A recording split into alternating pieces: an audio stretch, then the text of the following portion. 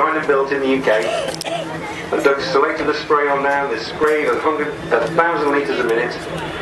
Spraying the water in this case, but in operations we'll be spraying a dispersant onto the oil slick. From 150 feet, this is the height we'll operate at. 160 knots down the runway.